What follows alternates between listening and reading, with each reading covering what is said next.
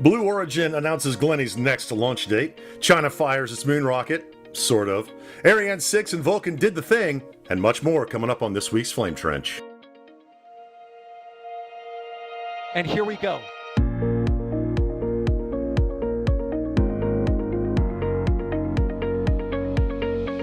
We have liftoff. Propulsion continues to be normal. R68 chamber pressure looks good. Following up. Roger, roll, Atlantic. Water towers fly! Yes! Echo down to nominal. Fighting downside FD off. Bring in FD off. It's orange! 145! Oh my god! Decollage. What is this? Put that in the big bag, you know. 343 unfolds to go. Indeed. We rise together, back to the moon and beyond. The methane will be igniting in the flare, correct? Yikes. You dead? Sure. We don't need any more of these.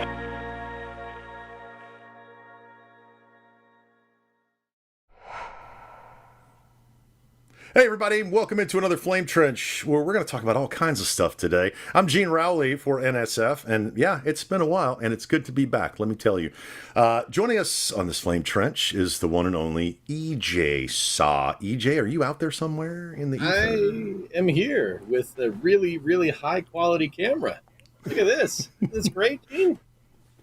Nobody would have noticed had you said anything. You're looking like a little tan. You got a little tan. You're looking like you've had some sun. Yeah, I was been out in the dunes at Boca Chica or something. Right? Like, Also joining us today on this one, the one and only Sawyer Rosenstein. Sawyer, how are you doing, my friend? I am doing really good today. It is quite a day. None of us have books today. What's wrong with this Flame Trench already? Restart! Someone get a book, quick! EJ, help! you want me to go get one? I'll go get one. I'll be right back. Give me 1 second. I literally reached behind me. I have a book. I have a whole stack of books over here anyway. Is it a real Flame Trench if we... He just took off. No, I'm good. I'm good. I'm back. You're supposed to be reading, like, Dragons for Dummies or something. There it is. What are we reading today, EJ? Got Rocket Boys by Homer Hickam. Classic. Yeah, great book. Yeah. Today we're in chapter 17, apparently. We actually have some stuff to talk about. Some really good stuff to talk about because... Look at Sawyer's face, like, we don't really talk about fun We stuff. have stuff to talk about Hey guys, here? Normally we just wing it. I've got the chat over here, so hello to everybody. Thank you guys for being here. Be sure to send in your questions at NASASpaceflight, of course. And the first one right off the bat is, will there be a twist tonight? They don't care about us, guys. All they want to do is hear This Week in Spaceflight with either Ryan or Alicia. They don't care about the Flame Trench. There's no Flame Trench love. There's twist love. Yes, I assume there's going to be. I don't know. I wasn't told. Stand by and find out. Get that memo? I didn't. Just keep reading the book. Tonight, okay, this is gonna be a fun one because. Oh my gosh, tonight this is gonna be a lot of fun because it's just the three of us. We're just hanging out, having a good time. But we got some really good news this week. Some really big news, and the first thing I think I want to talk about is definitely Blue Origin. Because there's been all kinds of news this week, Sawyer, hasn't there, when it comes to New Glenn and Jacqueline and all kinds of different stuff. So we got a date. We finally got a date. Yes, make sure you bring flowers and chocolates with you on the date. Oh, you mean for New Origin? you need Blue. Wah, wah. Did I just say New Origin and then Blue Glen? Wow, what a great start to the show. I got distracted because Jack said he's in Ohio. Oh, real Ohio. Yeah. Anyway, yes. They're making it. You can see the social media post right there. They are going for no earlier than September 29th. They've been working closely with NASA on the timeline, and this will be the Escapade mission to Mars. So some very small payloads, but a big mission. And as it says there, you'll see some exciting things happening at the pad in Florida very soon. And I mean, technically, we're already seeing some of those exciting things out there. We've finally seen the aft section for the second vehicle that they'll be flying, New Glenn 2. You can see it there in our Cape flyover that we just recently did, which if you haven't watched, you absolutely totally should, because it just came out and it's awesome. But we've seen that going around, so finally they're getting close to doing the final testing on that and then getting it integrated with the vehicle and then getting those 7 BE-4 main engines mounted on the back. And Dave Limp even posted this with a view of that aft section coming out there and the leg deploy, which hopefully they'll actually be able to get to at this point after the issues that they had on the first flight with the landing portion of things. So this will be the second flight, and it has been almost 8 months. It's been over 8 months now since we've seen the first flight of New Glenn. So it'll be nice to finally see it fly again. And yeah, I mean, it's exciting to finally see parts rolling out for it, things getting ready for stage 2 testing, the stage 1 aft testing there. So hopefully we'll see a fully integrated rocket rolling out very soon. I'm waiting for Dave Limp to hopefully start posting some photos of those engines getting mounted once that begins too. So you're telling me there's a chance that it will launch in September? Yeah, I was going to say, how do you feel about that September 29th target date? Like, what are your feelings on that? You're making the face, so I know what the answer is going to be. I have the feels. There's not the warm and fuzzy feels. My thought is, again, the fact that they posted that testing is awesome. Until we see those BE-4 engines mated and on the rocket, I think we're still a little ways away. It took them a while. Again, Flight 1, I get it's the first time they did it. It felt like it took them a while to finally get those engines on and fully mounted. Then I'm assuming that they'll be doing static fire testing on that again, as they did with the first one, and all of that is going to take time. So the fact that that can be done in, what is that, 6-ish weeks? I think that's pushing it. I think October is definitely a safer bet. November, very safe bet. But that's really pushing it. Yeah. Yeah. A lot of people are asking. I mean, we're coming up on Starship Flight 10. We'll talk about that later in the show because we've got some news on Flight 9, recap, and so on. But Phil wants to know, what comes first? Flight 11 or New Glenn 2? Which one do you think? The egg came before the chicken. Oh, I mean, I think we're going to have Flight 10 first. Come on, roll the dice. I think we're going to have Flight 10 first, just because, again, the fact that we've seen the testing on it. They finished. Well, he said Flight 37. 11. Hang on, Sawyer. Oh, Flight 11. The question was Flight 11 or New Glenn 2. What? That's what I said, man. What? Yeah. Wait a minute. Yeah. I mean, we're not even at Flight 10. Okay, we know it's coming, but we don't know when Flight 11 is going to happen. We just don't know. But, Phil, that's an interesting question because, I mean, obviously, I think New Glenn 2. That's what I think, obviously, because they're already testing, like Sawyer said. They're shooting for a date September 29th. I seriously, I don't see a second Starship launch before the end of September. What do you guys think? Sawyer, am I right? Hey, there's my name. Are you right? Am I right? EJ. I think the fact that we're comparing Flight 11 to New Glenn Flight 2 speaks volumes to the fact that, you know, the September launch, they're like, oh yeah, we're going to launch it in late September this year. It's like, okay. I mean, I would probably say New Glenn 2, but, you know, SpaceX might want, on the other hand, with Flight 11, SpaceX might want to get rid of they're trying to get rid of all this Block 2 stuff. Block 3 is the new hotness, baby. The new hotness. It is.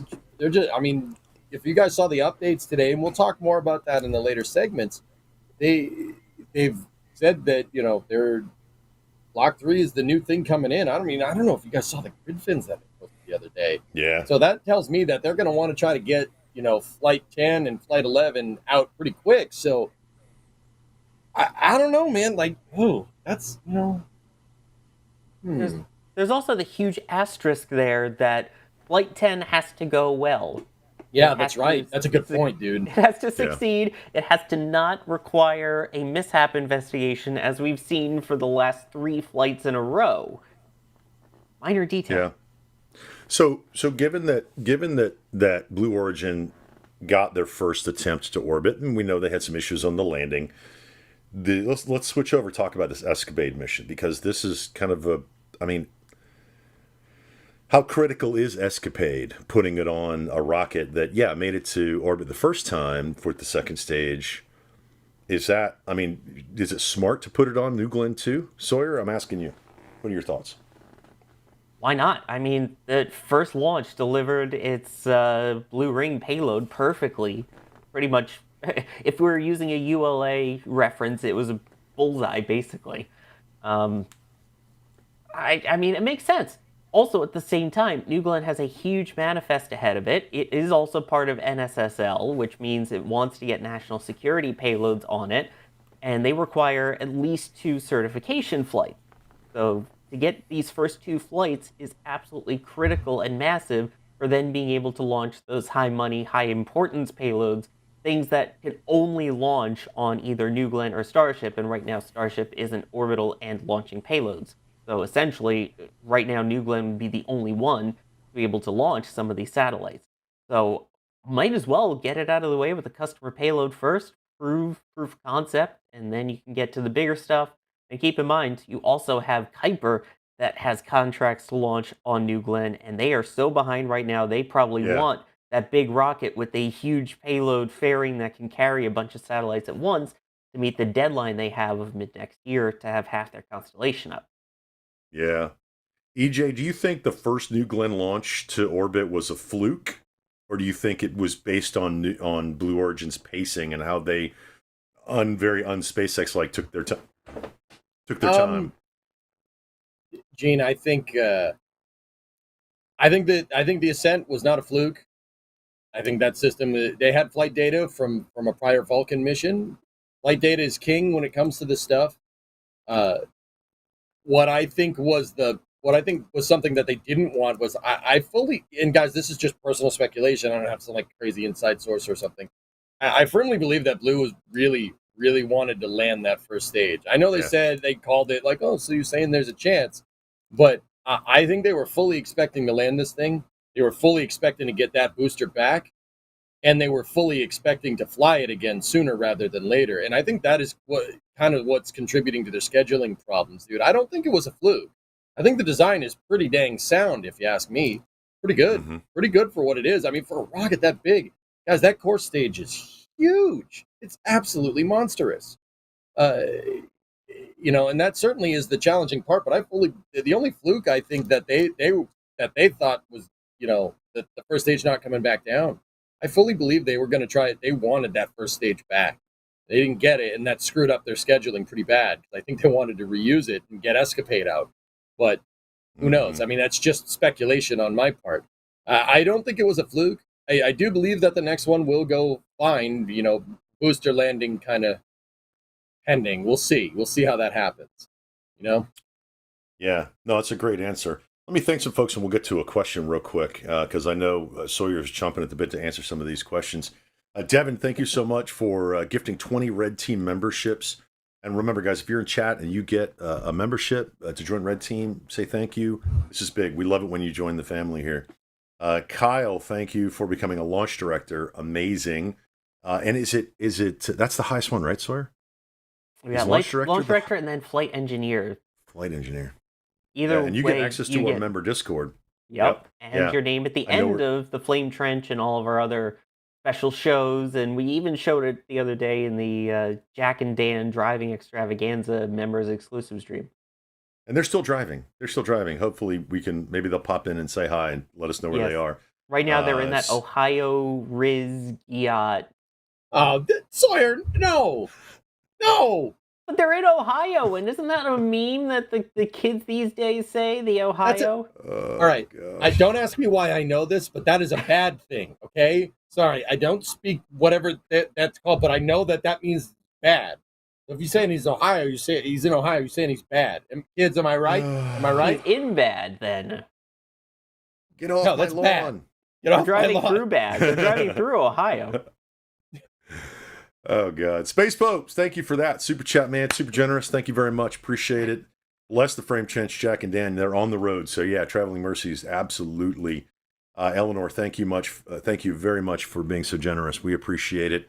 Let's go Flame Trench Fridays. Everybody loves the Flame Trench. It's really, they're just here to see EJ, Sawyer, and Jack's on the road, so they get this guy. So there you go. All right, let's get to some questions real quick. One more. Blaine, thank you very much for your support. Bless the Trench for being comfort before the storm. I don't know what the storm is.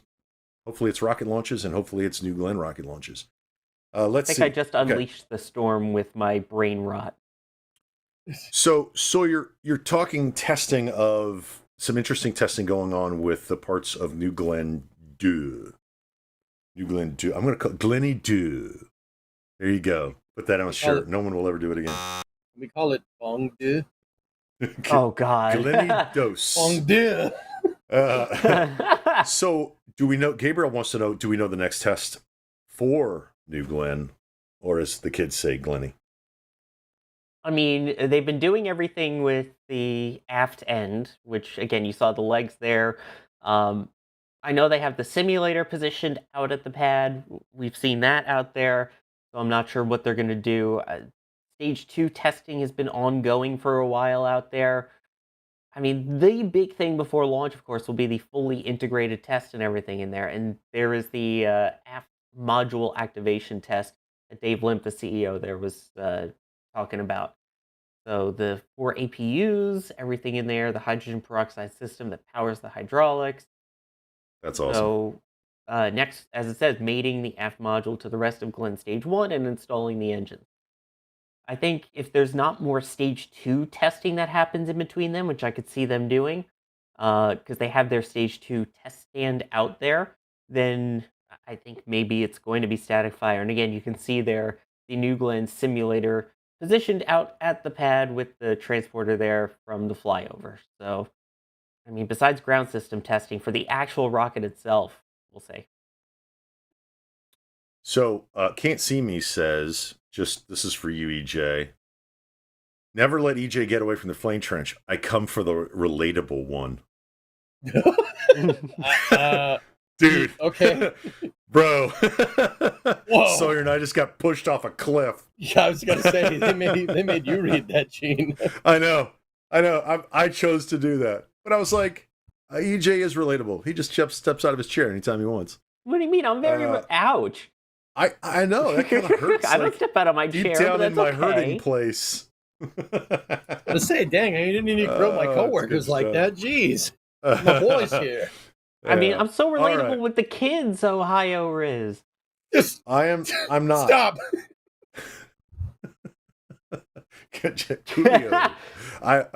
No, I'm not doing it.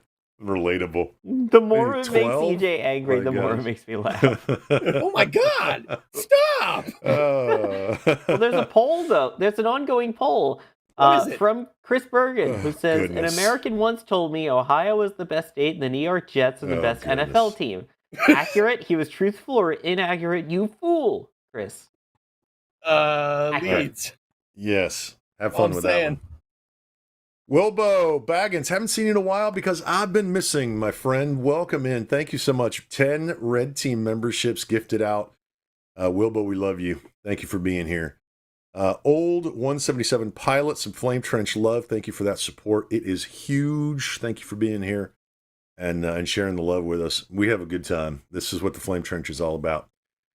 Sad Uzmani wants to know, this is probably going back to Sawyer, but I think EJ might be able to jump in on this one too.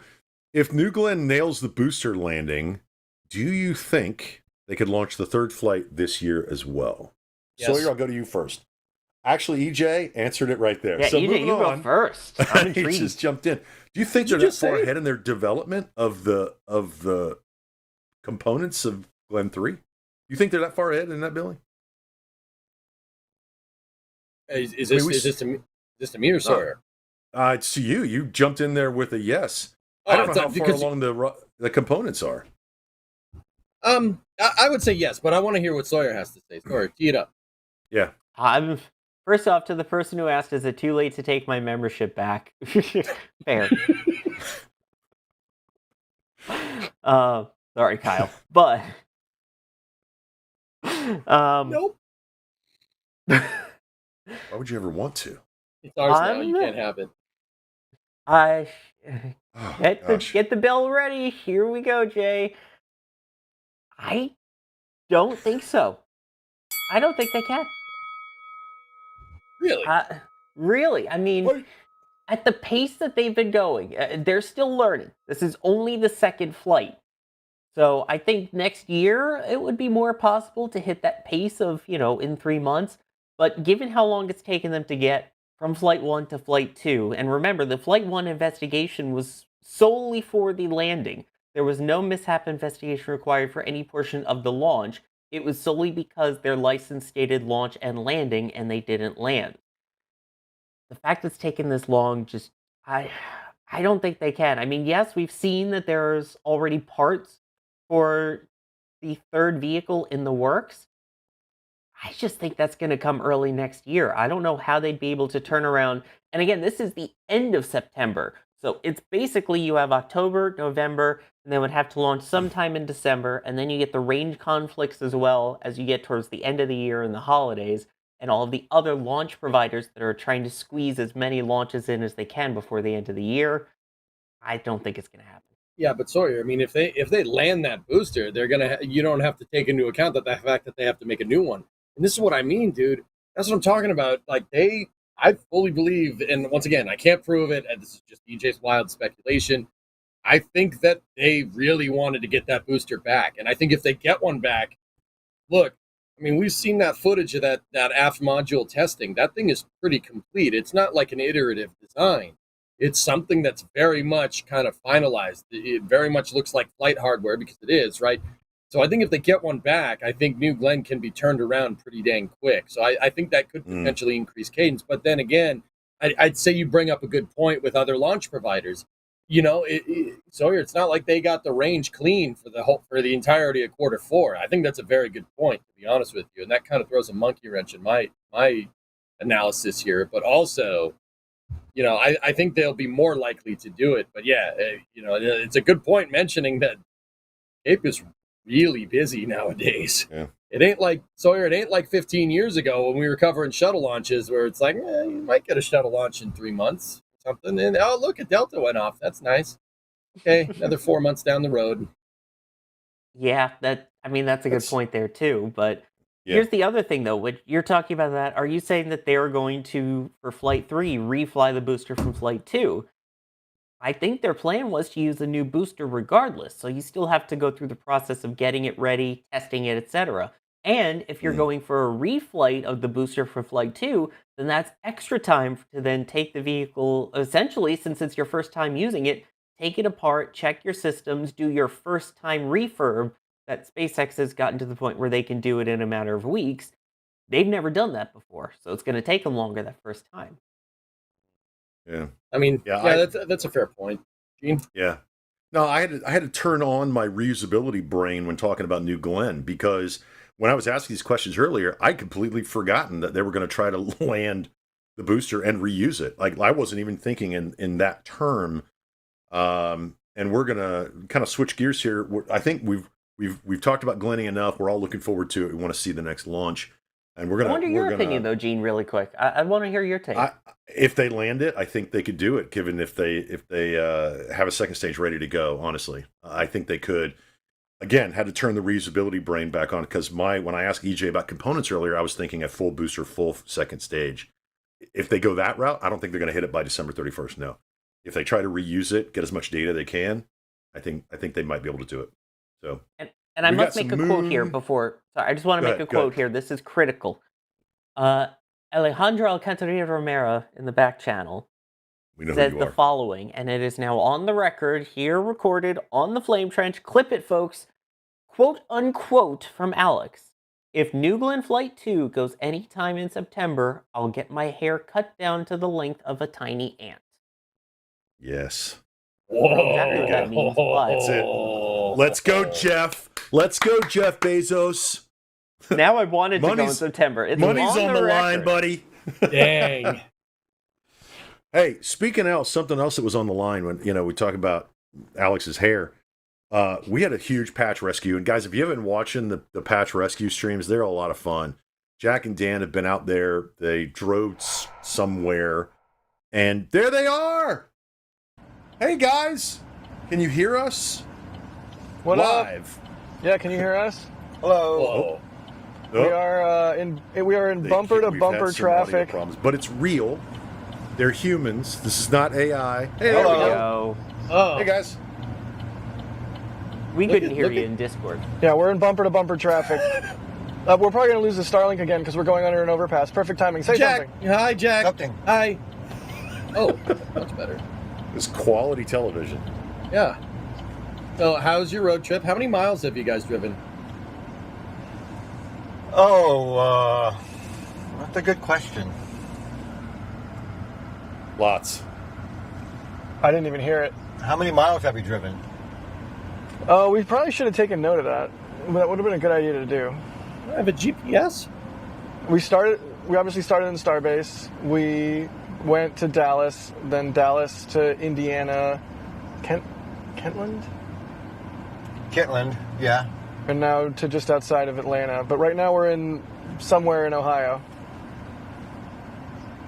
No Not cap. Right By Cincinnati. Well, it was a life and death mission you guys were on. So thank you for getting out there for us.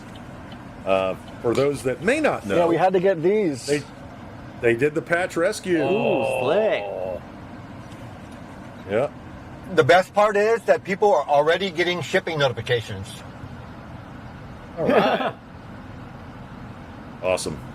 Oh wait, we don't have the shrug patch. So Jack, can you show us what the shrug patch is supposed to look like? Screen close up. What? It's at the warehouse. It's like this. There Hands, it is. hands on the wheel. I'm not moving. There. We're sitting still.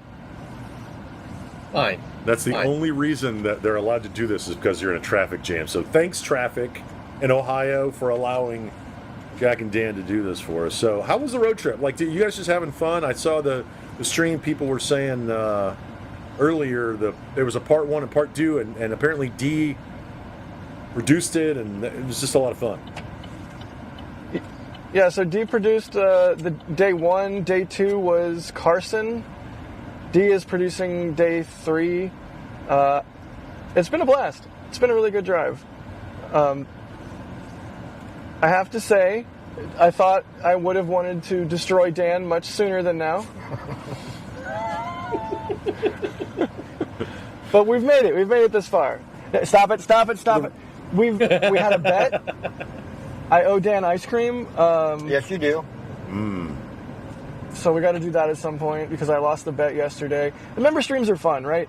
We're just doing it to hang out, but we had to get the patches to the right warehouse so they would finally ship out. We see the comments. We see people wondering, like, hey, why hasn't my order shipped yet?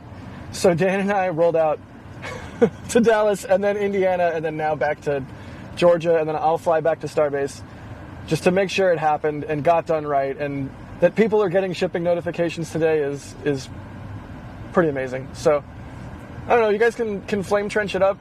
We're hanging out if you want to throw questions to us or whatever, or go on to your next topic. But just want to say forever thank you to all the members and Yes, thank you so much. Yeah, everybody it's been that awesome. Gets anything from the merch store or supports us in any way, because we can't do this stuff without you guys. The lengths the crew at NSF will go. Apparently, they're at 1,476 miles so far. Oof. That's the lengths they go, and nobody wants to talk about the China moon rocket and the U.S. moon rocket. So, Jack, take it away. No, I'm kidding. I'm kidding. Here's one for you, Jack, though. There was a poll by Chris Bergen that said, an American once told me Ohio was the best state and the New York Jets are the best NFL team. Is that accurate or inaccurate? I'm sorry, Sawyer. Can you ask the question again? Inaccurate. Dan got it. It was that Ohio, Crispy, the poll, he was It came through told, a little garbled for me. it was told that Ohio was the best state, which you're currently driving through, and the New York Jets are the best NFL team.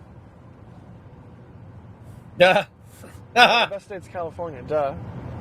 Oh. I made EJ sad. Oh, EJ made the sad sound. It goes in the sad hole. Wait, what? What does that mean? I don't know what that means. That went in I don't think I want to know what that means. No. I'll take things I regret saying for 200, Alex. Courtney's in Akron, Ohio. Wave at them when they drive by, Courtney. When they drive through Akron, wave to the NSF crew. Let's see, Knots of Is this Bacon Cincinnati? updates from the road. Jack, Mighty Unlikely wants to know all of the bacon updates while you guys are on the road. Yep. I had some really good bacon this morning. We went to Culver's for the first time. I've wanted to go to Culver's for a long time. Everyone talks about how great Culver's is. Dan tried to go to Wendy's. You said whatever. It was close. Well, you were like panicking. You were like, which way do I go? And I was trying to do stream things. Well, you were the hungry one. I was like, Jack- just wherever. Go in the back seat. I can't. All right, here's a random question I guess Jack's going to know. Air Quotes wants to know, ask Jack about the guy at the first motel. Is this something we can put on stream? If not, we'll move on to another topic. I think we'll leave that one to the members that know. It's don't stay at the La Quinta Dallas Fort Worth North. No. Just don't do it. There we go. Hard pass. And really don't go to the second floor of the La Quinta Dallas Fort Worth North. Why? Well, there's a story, someone might and the ask to get members into your know. room. Okay. And that someone may not be dressed. All right, we just told the whole story at this point. Oh my goodness. Okay. What? All right. Guys, thank you guys for doing what you're doing on the road. We appreciate it. All the members appreciate it. I know you guys are going to be hanging out with us for a while. We're going to switch. We're going to move on and talk about some moon rockets for a while. Let's see, because it looks like you guys are back, and Dan's got a. We need to be safe, and Dan needs to drive. So, if there's a good spot to bring you back in, Yeah, traffic is not we'll jump fun in right and now. talk to you guys. So be safe. Thank you guys for Patch Rescue number 1, number 2, number 3. Who knows? Hey, wait Catch a you guys in a minute. little That's not a Land Rover. Wait a minute. They You chose drive. wisely. It's Dan's car. It's Dan's car. It's more gas efficient. The Membies get more bang for their buck. Also, it's We just- wanted to get out of Brownsville. Oh, okay. all right. Reasons.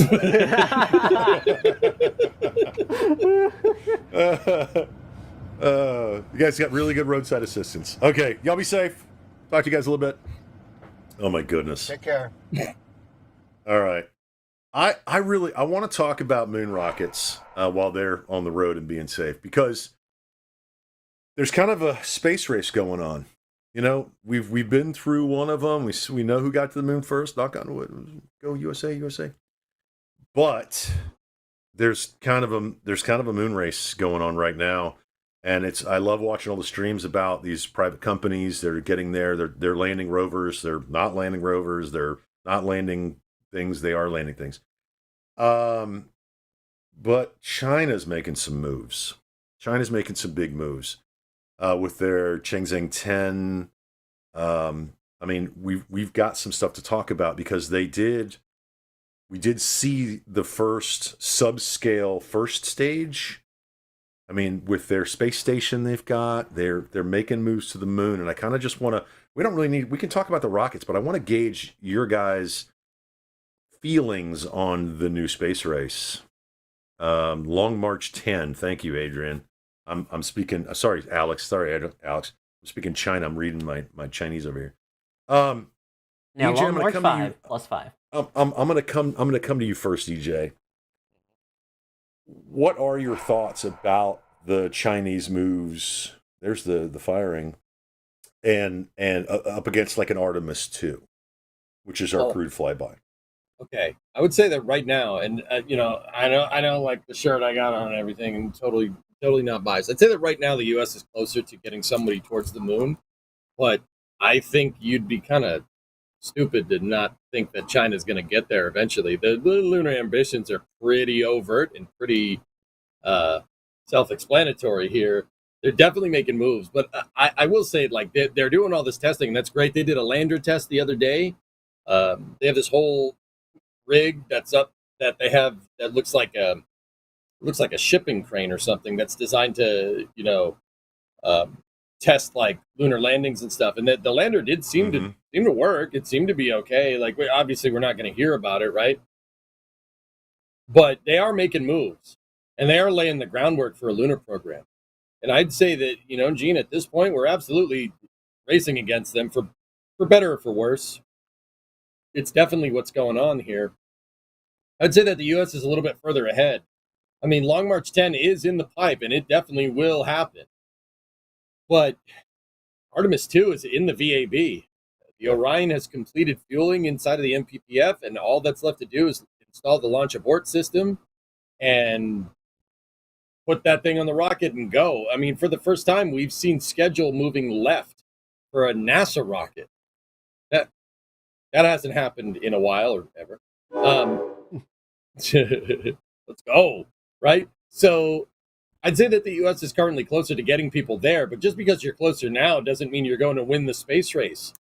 The Soviet Union seemed to be out in front of the space race for a very long time, and then the U.S. planted that flag on the moon, and that was the end of that. Just because we're ahead, and I mean, dude, beautiful. Look at that thing. It's great. Yeah. Just because we're out ahead right now doesn't, the U.S. is out ahead right now doesn't mean that that's going to be a thing in the future. China's definitely making moves, and I'd say that their architecture is pretty comprehensive. They have a lander. Not that the U.S. doesn't. That's not to cast doubt or, any stones over at SpaceX or Blue Origin with their Blue Moon Mark II. Those are all great designs.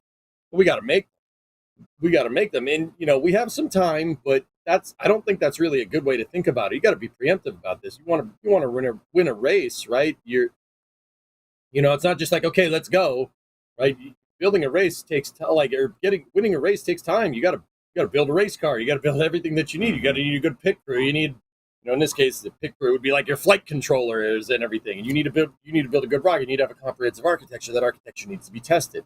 So right now we seem to be ahead, but you'd be hard pressed to think that China isn't going to be making moves, at least in the next five years. They'll get somebody there.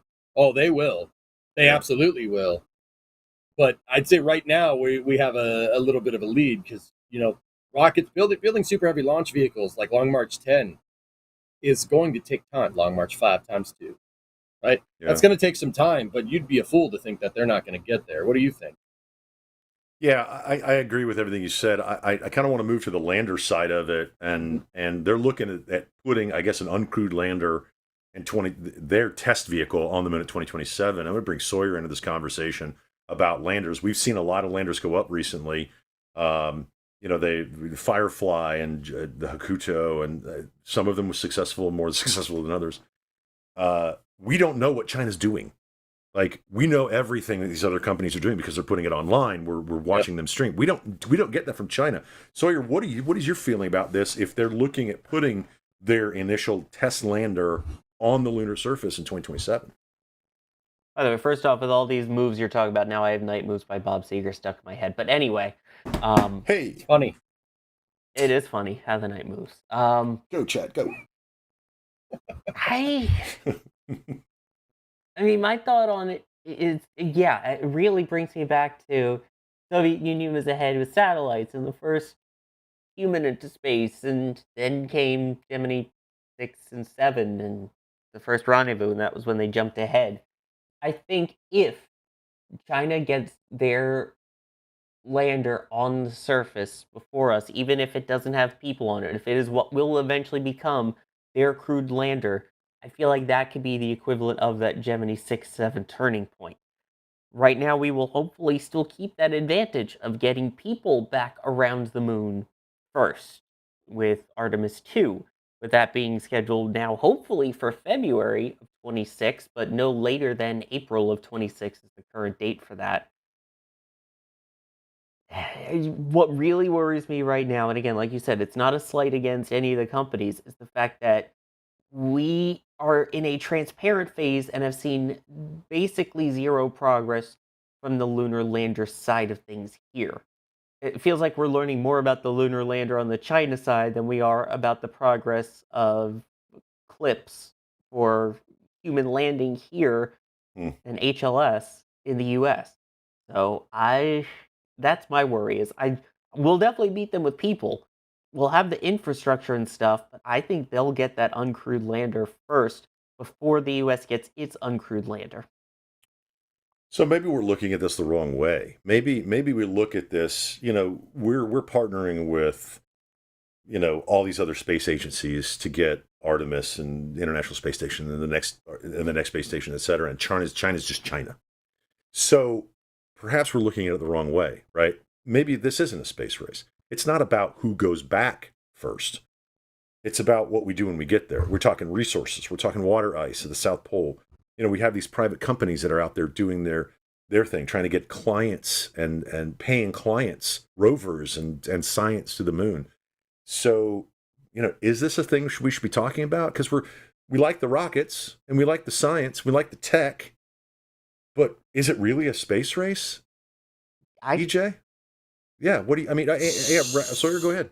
Sawyer's chomping at the bit. Send it. It absolutely is a space race. I don't want it to be, but I think it has to be. It's already been made a clear point by the acting administrator of NASA and by the current administration that part of the goal is beating China back to the moon. It's already been made political. When you think back to the lunar landings, it was never a goal of who can get the most science from the surface. This isn't KSP where you have science mode. It's who gets there first. No one's going to care who gets there second. No one's going to care who gets the first lunar base set up. They're going to care who made the first return back in 50 years to the surface of the moon. Anything after that is just, oh, well, now there's a base. Well, now there's science. Well, now the US finally got there if China gets there first. This is 100% a race, even if we don't want it to be. EJ? I know I try to be contrarian, but I agree with everything that Sawyer said. I'm gonna build off of that instead. I don't particularly think that space races are a good idea, or very sustainable. The Apollo program was awesome. It was awesome. But where did it get us? It got us a really, really large leap, right? Giant leap for mankind. But what do we do after that? It's more important to lay the groundwork. I mean, if you can get back there first, that would be great too. But I don't think space races are particularly sustainable for space programs because, okay, with a race, you get to the end, there's a finish line. The last time we crossed the finish line in first, well, what do we do after that? And, you could make the argument, even with all the, and I'm saying this as a shuttle guy, guys, I love the space shuttle, right?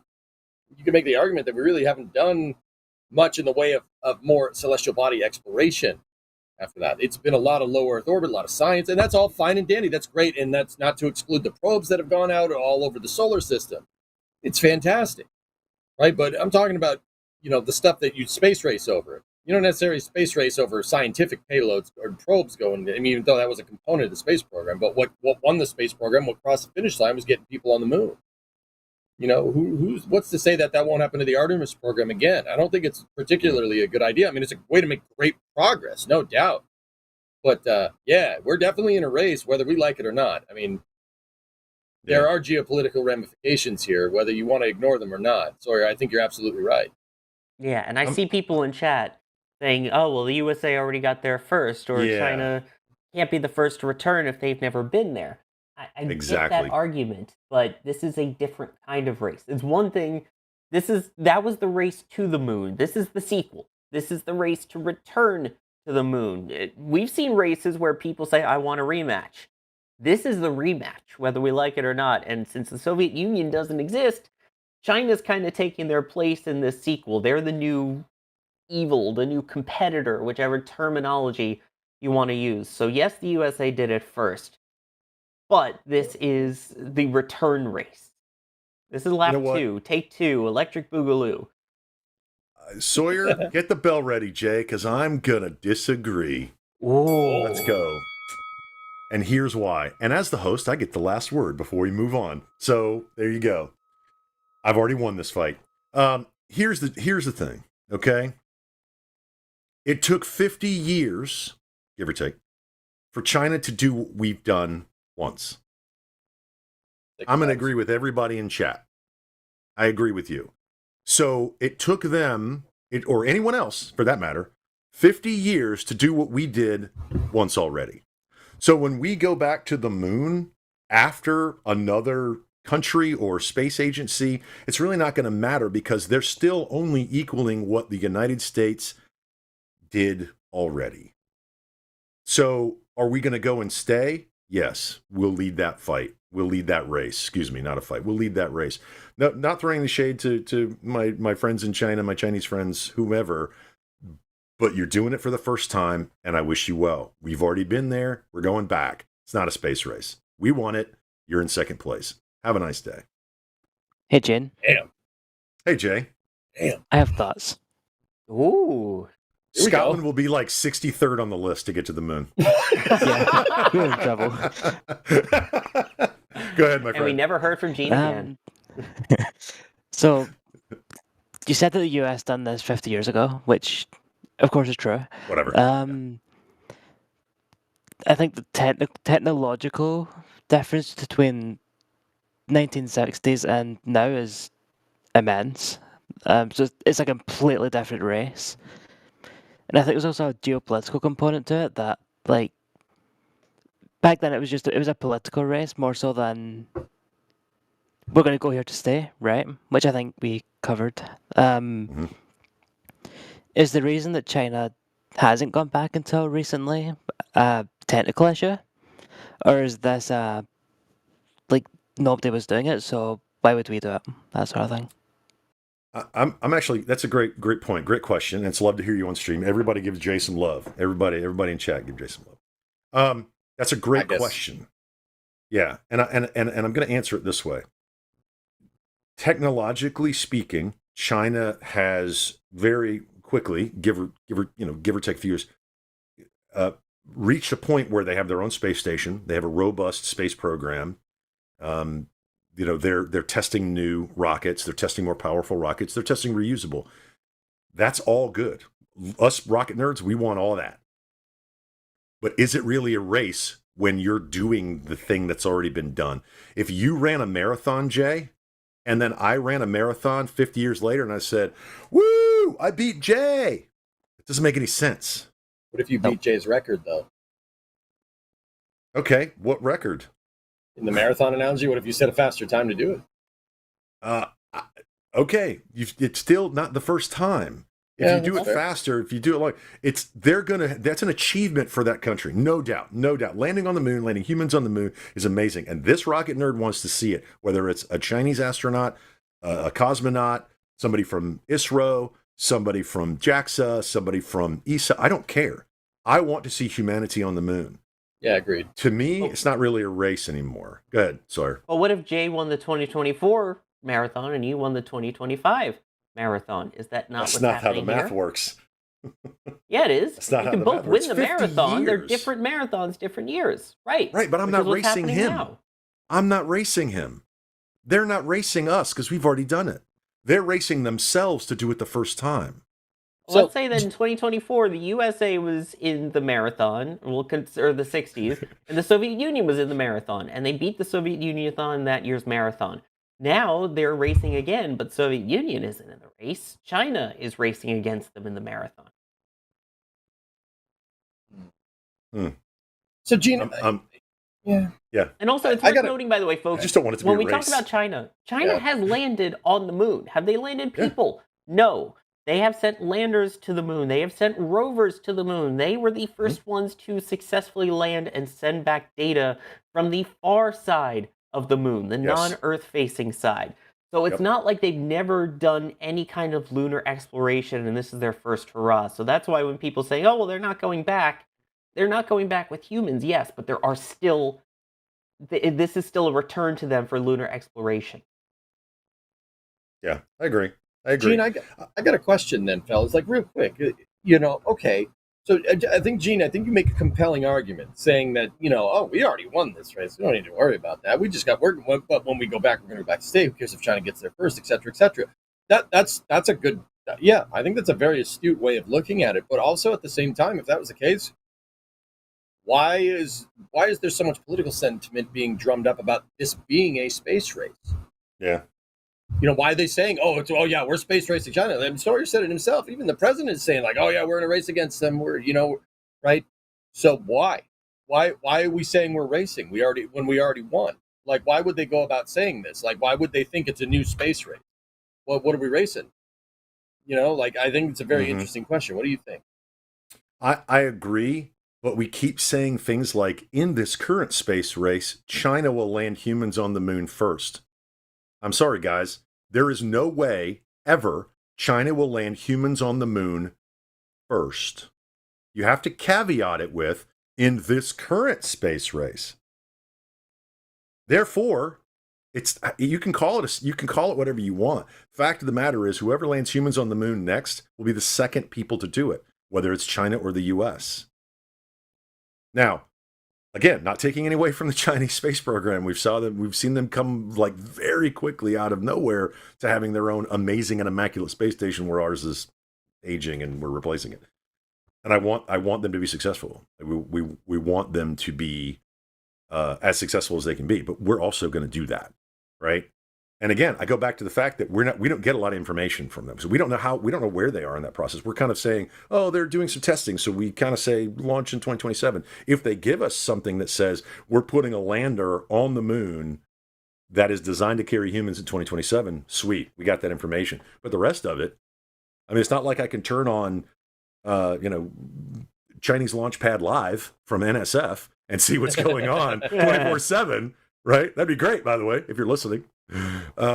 We would love to do it, but this is a really, and what's funny for all of you watching and listening, these guys did not want to talk about this at all at the beginning. We were talking earlier. They're like, I don't want to talk about this. Let's move on to something else. But no, seriously, this is a great topic, but I don't know. Chat loves it. By the way, I'm going to end it there. We've all got our opinions. Put it in chat. We want rockets on the moon. We want people on the moon. We want landers on the moon, and we want everybody to be successful. Can we agree on that? And the one thing I think we can also agree on is, please, China, do not place a laundry or a descript white van outside my house that spies on me and listening to me. China, good, not bad things. I got nothing to spy hide on me. I don't know what he's talking about. I am way behind on thanking people. Let me thank some people because they need to be thanked because they're being very generous, super generous. Neil gifting 10 Red Team memberships. Where'd my little mouse go? There it is. Neil, thank you so much. I know it's been a minute, but we've had some great conversation, so we love it that you're gifting that. Thank you for doing that. Steve, thank you for your support. Had some comments about New Glenn launching potentially in the Mars Earth window next year. We'll see what happens. Neil coming back with becoming a Red Team member. I guess it's maybe a different Neil. Wilbo back in. Wilbo, thank you very much. We love you. EJ's also there playing music. Are you playing music, EJ? Were you doing that last week? Were you doing it in the garage a couple weeks ago? I got my axe. Oh, no. Saying. And soon hooked up to your brand new computer to hear it.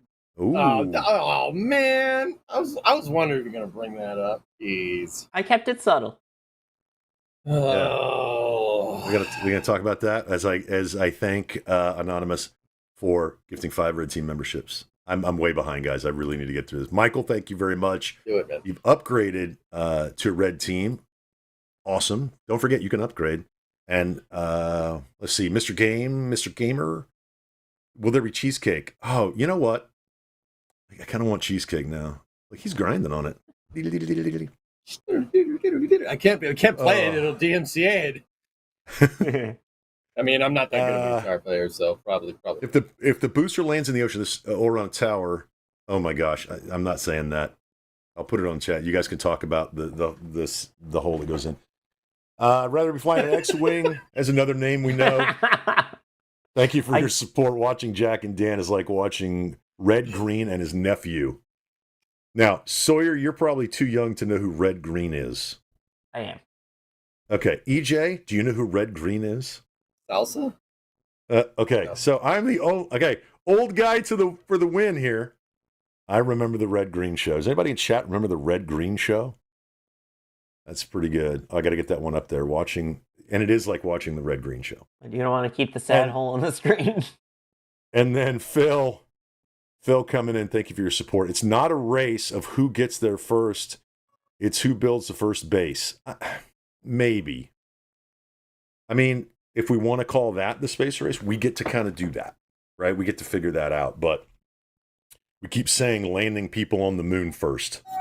Technically, it's this space race is who lands people on the moon second. That's technically what the space race is. I'm being, Sawyer's thinking the semantics word right now. It's like semantics.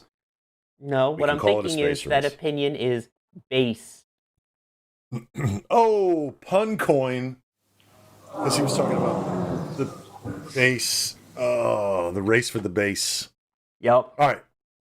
Moving on. Let's switch gears and talk about some rockets we love. We are going to get to Starship news. We got some Starship news a little later. And yes, there is twists coming up after the flame trench. But we got a long way to go and a long time to get there. So hang in with us. But let's talk about Vulcan and Ariane 6. We had some launches this week. Who wants this one? Who wants this one? EJ, you want this one? Talk about some launches? Pick me, Dad. Pick me. Pick me. EJ. Pick me. Oh, hey. What's up? So we had 2 flights this week of newer boosters amongst the plethora of Falcon 9s that we had this week. We had newer rockets. So Vulcan did its 3rd flight, and I believe Ariane 6 did its 3rd flight. Vulcan launched the SF-106 mission, which is actually, there's a bunch of huge milestones for this mission. I'm actually pretty hype about it. It's pretty awesome. First of all, it was the first national security mission for ULA with their Vulcan rocket. And second of all, it was the Vulcan VC-4 configuration. The VC-4 with 4 GEM-63XL boosters attached to the side. This thing packs a huge punch. Vulcan shot the SF-106 payload and a couple of secondary payloads, but we don't talk about that. It'll show up at your house. No, that's public info.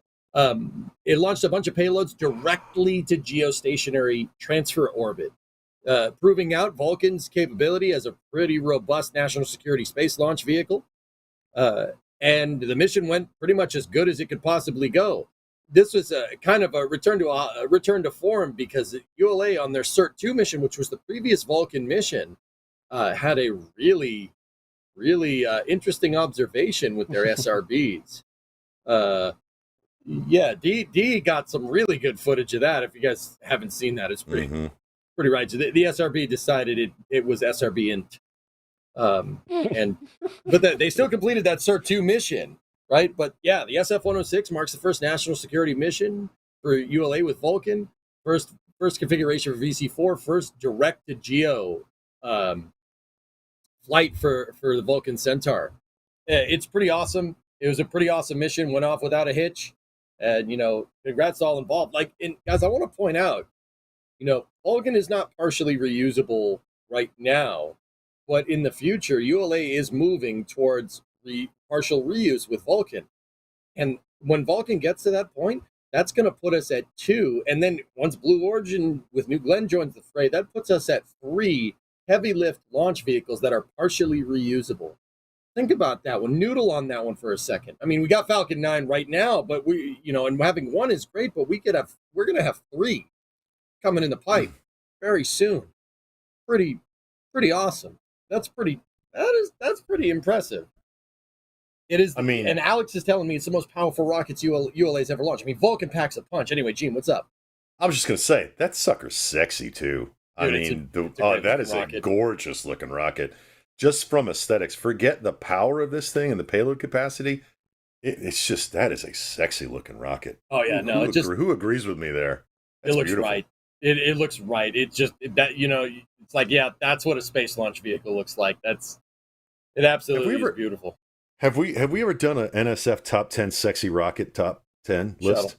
Well, we don't need to. The shuttle wins. Well, absolutely, 100%. Shuttle, Saturn V. Yeah. Okay. All right. People don't like SLS, but I think SLS is pretty good looking. It's a pretty good looking rocket. I mean, it needs to get rid of that interim stage, but it is a pretty good looking vehicle. The orange and white aesthetic from the shuttle I'm quite partial to. Sawyer, yeah. Oh, we got Sawyer on mute. Someone was going to say Ares. We knew they were going to say that. Oh, I wish. I love Ares 1. The stick. Nah. What do you mean, nah? Nah. I was gonna say, how much of that had to do though with the Sophie foam and the SRBs a la shuttle, in your opinion? Yeah, that's true. True. Long March 5 on that list. Long March 5 is pretty good looking. I don't know. Long March 5 kind of gives me a I don't know, kind of a Titan-ish vibe, I guess. I mean, it's not. I know Titan has, solid rocket boosters, right? And I do like Titans, but yeah, Long March 5 isn't a bad look. The fins at the bottom really make it, they add horsepower. Yeah. Let's see Vulcan 5. and Ariane 6. Sawyer, did you want to jump in on the conversation about the launches this week for Ariane 6 and Vulcan? I didn't get to see the Vulcan launch. I probably should, since I was there for Vulcan. Yeah, I was going to say, yeah. I mean, it is such a beautiful rocket. I got to give it that. It's nice and symmetrical. It's got the beautiful colors coming out. There's something about SRBs in general. When you see that kind of plume that it leaves behind it, it makes it so much more visible than a Falcon 9 or something. Oh, where is it? It's a little dot. No, it's a giant plume of smoke on the back. Those GEM 63XLs are amazing. It felt kind of slower than an Atlas V 551. For some reason, a Bruiser felt like it went off the pad faster. Even though this one did go pretty quickly, I still felt like Atlas V was faster. I don't know. But again, once it goes away and you get that blue color from the BE4s, absolutely spectacular. So, and keep in mind, this is just the VC4S. So only 4 solids and the standard size fairing. Once we get to the Kuiper launches, that's when we get to the VC6L. You get the 6 solids and then the longer payload fairing, the larger ones. So that's going to be even crazier. And this was the most powerful thing to ever launch from Slick 41. Wait till that. Yeah. Especially with that, the Leo optimized big Centaur 5. Oh yeah. That's gonna be nice. The symmetrical rockets always get me, especially when the GEM 63s decide that they want to keep their nozzles attached on ascent. Ammo One says Ariane's second stage reentry was visible from north of U.S. Saw a few online. Yeah, it depends on the trajectories and when they launch and so on. But, I mean, like I said, Sawyer was there. Sawyer goes to a lot of these launches, and I'm super jealous. Yeah, I was not there for the Ariane 6 launch, but yeah, I saw the posts. People were tagging me on social media. I mean, was that part of the passivation of the second stage? Is that what we were seeing with the spiral there? Yep. Wait a second. Wait, EJ, is that a rocket-assisted clamp opening on Ariane 6? No, those are the umbilicals depressurizing. Oh gosh, it looks like rockets pushing that thing apart. I was like, what is that? So that's so Kerbal. Like I would do something like that. Look at it. I mean, look at it. It looks like that's incredible. They're all lit up and then they clamp. I've had swing arms in KSP. We've had rocket powered swing arms before. That's absolutely the thing.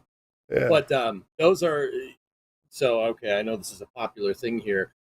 Those are has-gas scavenging on top of fueling. They you notice like Ariane 6 doesn't have many vents. Like you don't see a lot of venting going on. They have ground umbilical carrier plates capturing the hydrogen.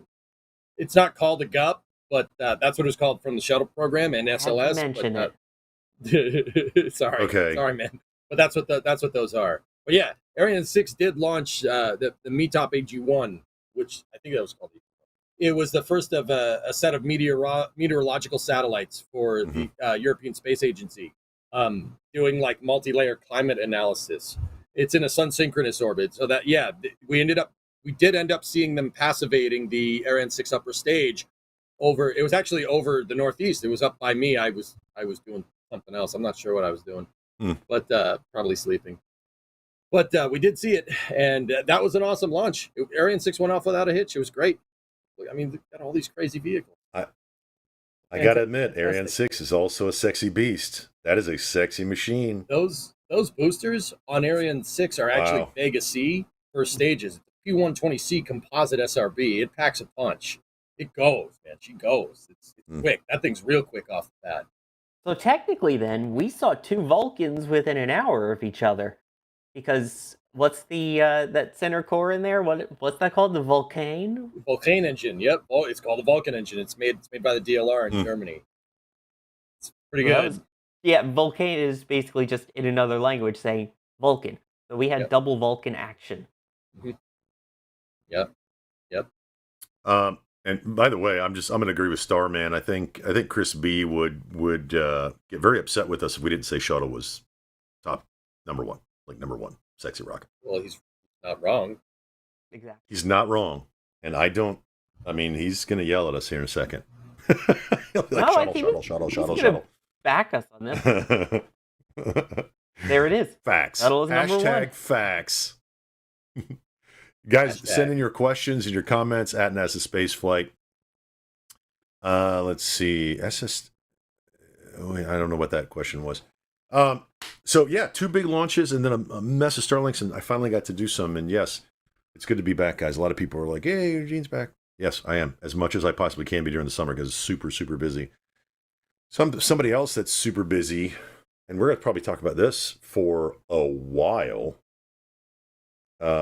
is Boca Chica, because we got some. I'm going to move on to. Am I going to move on to that? I'm moving on to that. You should move on to that. So yeah, especially because Eric just keeps repeating Guckby in chat. Stop. No, it's evil. Keep it away. Moving on. I'm just watching the. So we got some Flight 9 information regarding the mishap investigation. Who wants this one? Sawyer, EJ, Eeny, Meeny, Money, Mo, EJ. I can do this. So yeah, we did get a little bit of an update on what happened with Flight 9. So Flight 9 took off on May 27, 2025. Ascent was pretty good and super heavy. Reused super heavy. That was booster 15. It actually was it booster? No, 14. It was 14. They did reuse the booster, and it performed. It made it all the way up to most engine cutoff, flipped around, did its boost back burn, relit its engines for the boost back burn, and then it was coming in, and SpaceX was trying to perform they were trying to perform like an emergency landing procedure. And what they were also doing is testing the angle of attack. So let me get my super heavy out. Yes, I know. I just said that. Here, I will show you. So what they were trying to do is trying to have this thing come in at a pretty crazy angle of attack, right? 17 degrees. So that's like this somewhere, right? And when it was coming in, they were trying to light the engines. And it turns out that lighting the engines actually broke the transfer tube inside of. It broke the downer tuber inside and actually structurally destroyed the vehicle. Relighting the engines at that crazy high angle of attack with how the propellants were moving around crushed the tube inside. Which Sawyer, I don't know about you and Gene. I don't know about you guys. We did see them roll out an insane down tuber the other day. It was actually like the size of a Falcon 9 core. Mm-hmm. And I think that's part of their Block 3 structural upgrades, because the thing definitely croaked per what they said. The thing basically snapped in half, and then methane started pouring into the LOX tank, and atomized propellants really like to explode really, really easily. And then it basically a split second, the thing just deleted itself. It unalived the booster pretty fast.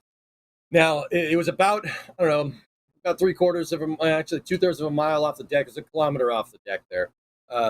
And they did lose the booster completely. Now, what they also did, sorry, I will move in frame. I'm looking at the wrong camera because that other camera's not working. I'm back. All right, cool. So on the ship side of things, the ship did make it. It made it all the way up. And this one's super interesting, okay? Because they had a problem with the autogenous pressurization gas diffuser for the methane tank. It sprung a leak, and this leak was repeatable on the ground. Now, I'll get more into that in a second. And what that leak basically did was depressurize the tanks and impair the reaction control systems because Starship uses its ullage pressure inside of the tank. So that's basically the pneumatic pressure that's built up inside of the tanks because the Raptors have a gas tap off. That's what autogenous pressurization is, right? The Raptors produce a little bit of extra gas, and that some of that methane and some of that oxygen recirculates back into the tanks. The reason why is because you need to have a very low delta P, change in pressure in the tanks inside of the vehicle. Now, that's a little bit of a harder thing to do, right, when you're draining propellants as fast as a Raptor engine does, especially 6 of them, like let alone 33 with the booster, right? You need to maintain pressure so you can get what's called good head pressure for your turbine impellers, right? You have to have some pressure on the fluids, on the commodities in the vehicle, and basically push them down, right? So Raptors have this gas tap off called autogenous pressurization that circulates gas back into the tanks. Now, at the very top of the methane dome, there's this thing called a gas diffuser. And what that thing actually does is, well, engineers are not good at coming up with names. It diffuses the gases inside, and so they don't,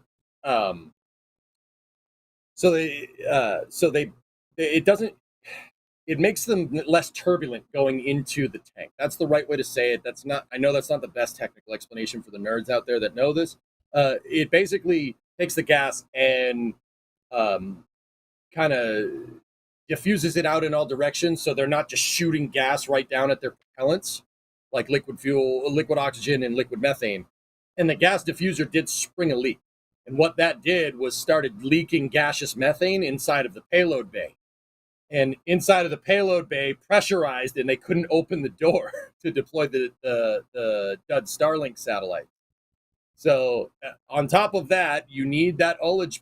Starship specifically needs that ullage pressure to maneuver, and losing tank pressure, basically, they lost control of the ship, and the computers passivated the ship, and it basically went through reentry uncontrolled and blew up about 60 kilometers off the deck. I think it was 59 in the mishap investigation.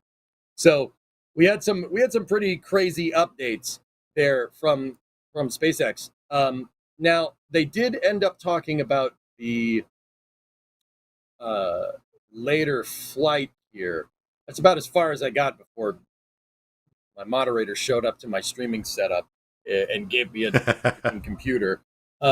So I'd have to go a little bit further to read the rest of this. Sorry, do we know what the mitigations are from here? If not, I'll keep going, dude. I have the notes right in front of me, dude. It's all good.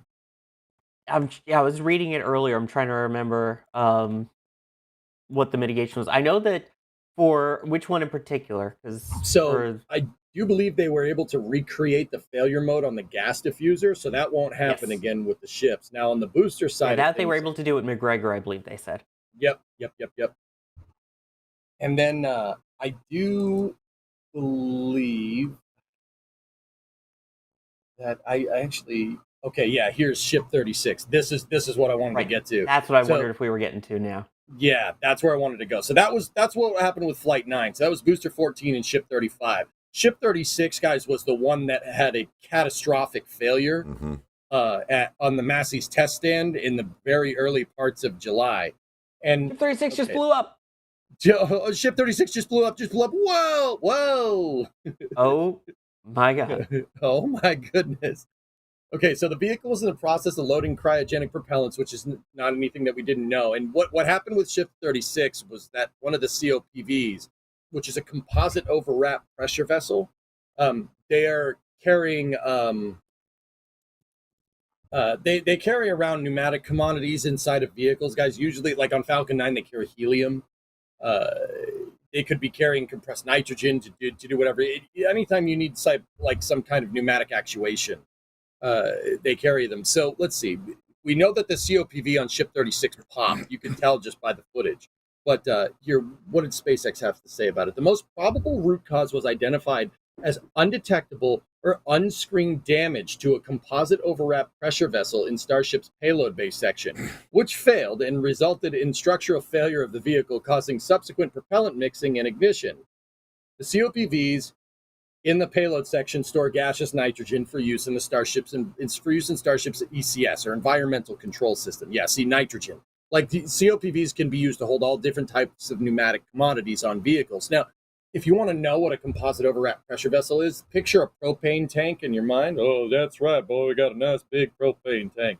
And then it's wrapped in carbon fiber on top of that, and then baked in an oven, basically. The carbon fiber wrap around the tank allows the tank to A, be a lot lighter. You don't need as thick of a tank wall.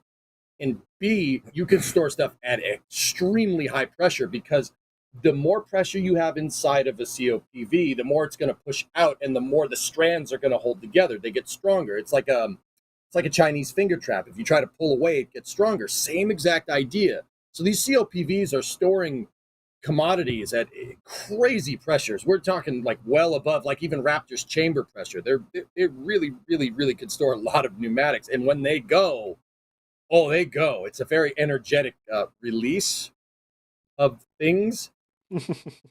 So to address the issue, what's up, Sawyer? No, I was just chuckling. Just laughing. They go, dude. They go. A little energetic. Yeah, it's an observation. Sorry, it's an observation. Like it's energetic release of things. Yeah, you need that on a shirt. Yeah, that's awesome. So to address that issue, COPVs on upcoming flights will operate at a reduced pressure with additional inspections and proof tests added to prior loading reactive propellants onto a vehicle. SpaceX has also updated its COPV acceptance criteria and developed a new non-destructive evaluation method to detect internal COPV damage. New external covers are also being added to the COPVs during their integration, an additional layer of protection and visual indication of potential damage. Okay, cool. Now, fellas, I'm sorry, I know I'm talking up a storm here, but why? Why would you do that? So the thing about COPVs is that they are very, very, very delicate. Despite being able to store an amazing amount of pressure inside, they are super delicate. What I'm trying to say in plain English is don't drop it or hit it with a hammer. If you drop it, it could potentially crack the carbon fiber strands. Or if you hit it with a hammer. Or if you get a bad batch from the factory, which is why these are all the reasons why SpaceX would up their acceptance testing for this, because clearly one of those things happened. That's pretty self-evident from what we saw from their explanation. One of these things happened. Somebody dropped it. Somebody accidentally bumped into it. Somebody hit it with a hammer. Or it was a bad batch from the factory, in which case you should have caught that in quality control. Clearly, none of that stuff happened. And if you crack that casing, it is nigh impossible to detect. You need an X-ray. You need to go sit there and start X-raying the strands. If you don't, I mean, that's even then. It's you got to like ultrasound the dang COPV. Like I just picture a COPV in a hospital bed saying, "Congratulations, it's a nitrogen." Like. You really have to be careful with these things or they will break. And that's clearly what happened here. So that's good on SpaceX for learning and updating their acceptance criteria. But yeah, I ain't trying to say somebody dropped it. Somebody dropped it and said, nope, it's fine. Which has historically been great for spaceflight. Delta 2, Apollo 13. Historically, that's never been a bad thing. Are you trying to intimate that my parents dropped me on my COPV as a kid? No, that's me. That's why I've got a thick skull. They've reinforced it just like SpaceX acceptance test. What? I've dropped a lot of stuff. It still works perfectly. I've never dropped a COPV. Like Cygnus, drop a scuba tank and then go swim. Right? Like I'm gonna hold off. Let's pressure test that. Just yeah. I don't want it to fail. I don't want it to fail at the right time and then unzip my spacecraft from the top down. Like that's what happened. Yeah. One of some of the questions that have come in, like Don wants to know what was the source of the ignition if there was no flame. I mean, rockets. Okay. And sparks. Go ahead, EJ. So you need three things to make combustion. You need heat. So you need some energy, you need a liquid fuel, and you need an oxidizer, okay? So that COPV, when it failed, it basically was like a grenade going off inside of Starship's payload bay, because that's where they have their COPVs for nitrogen ECS. We just learned that. See, we're learning, right? So when those things go off, some of it punctured the methane tank, right? And the methane tank didn't have a full tank of gas or methane in it, right? But it was pressurized. It was at pressure, guys. The tanks have to be at somewhat pressure when you fill them up, right? And they're going to naturally do that because you have cryogenic propellants. The propellants are going to boil off inside of the tank, and you're going to need to vent it at least a little bit, right? So the tank was at pressure. So you basically had a grenade going off next to a pressurized tank, right? And so the methane tank immediately exploded, and the decompression event, right, will pop the LOX tank. And I'm your source of heat or source of energy, I'm sure there's something in there. You're changing a lot of things really, really quick. You get crazy gas depressurization all at once. Now, gas depressurization does get cold, but there's electrical systems on Starship. There's all types of hot pneumatic systems all over the place, like the autogenous pressurization system. There's a bunch of stuff on there that'll give you a source of ignition. All you need is heat or a spark, just like Gene said. One of those things is going to really ruin your day. Now, the interesting thing there is that with Ship 36, all the methane in the methane tank combined with with as much liquid oxygen in the LOX tank as it possibly could. And then if I'm looking at that, I mean, I've watched the Ship 36 footage a lot just because I like Jack's reaction. I think it's funny. Sorry, man. I didn't mean to do you like that. I know you're not here. I've watched it a lot. It seems like there was a tidal wave of liquid oxygen that actually snuffed the flames out because there was way more liquid oxygen in the booster than there was methane because they used the liquid oxygen as ballast to hold the thing down when they fire the engine. We saw that even with Ship 37. Yeah, dude, watch the explosion down there. So like it explodes and then the explosion immediately goes out from the catastrophic tidal wave of liquid oxygen. Look, the only places on the ground where it was on fire is anytime the LOX hit something that was hot, like the vaporizers, which were catastrophically hot. They got a crazy heat sink on it. It hit that and immediately burned them, like destroyed them. Like that liquid oxygen hit the hot recondenser. The recondenser became your liquid fuel in this particular case because it's hot, and it melted everything and completely annihilated it. That was the only fires on the ground, which is crazy. I mean, like, and I firmly think that that's the reason why Massey's needs to be retooled, because a tidal wave of cryogenic propellants, like Terminator 2 style, flowed right through there and just like froze everything. And then anything that was even remotely close to a source of ignition, I mean, liquid oxygen makes things blow up real good. Oxygen oxidizes things and makes stuff explode really, really nicely. So, yeah, science. Yeah, I mean, it's a pretty awesome science experiment. It just sucked that it kind of happened to SpaceX, but, yeah, it's good.